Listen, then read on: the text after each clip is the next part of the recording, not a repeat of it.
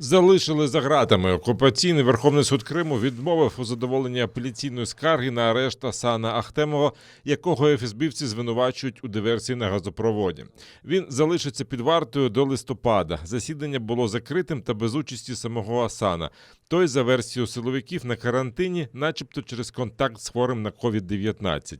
Його адвокат Айдер Азамата впевнений, що за таких умов засідання не мало б відбутися, бо це порушує права його підзахисного.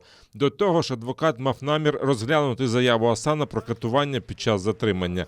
На це так звана суддя витратила 30 секунд та відмовила у задоволенні скарги на арешт Ахтемова. Асан во время своего допроса 17 сентября полностью отказался от тех показаний, которые были получены незаконным путем. Он свою вину не признает и отказался давать показания в порядке статьи 47 УПК. Но несмотря на это, суд принял решение оставить без изменения постановление суда Киевского района об избрании меры пресечения, а нашу апелляционную жалобу без удовлетворения. Мы уже подготовили ряд обращений в компетентные органы для рассмотрения вопроса о применении пыток в отношении Асана, который он ранее подтвердил. Під вартою залишиться і Азіз Ахтемов, двоюрідний брат Асана. Його окупанти так само звинувачують в диверсії на газопроводі. Апеляційну скаргу на запобіжний захід окупаційний суддя того ж Верховного суду Криму Олексій Козирєв залишив без задоволення. Засідання також відбулося в закритому режимі.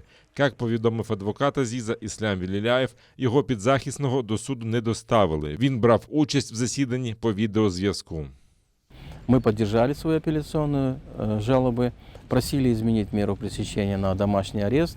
Прокурор, естественно, прокурор возражала, говорила о том, чтобы оставить меру в виде содержания под стражей такой, какой она есть. Уйдя в совещательную комнату, судья огласил вступительное резолютивное постановление. Решение суда первой инстанции оставлено в силе, изменил только на одни сутки до вместо 4 до 2 ноября 2021 года.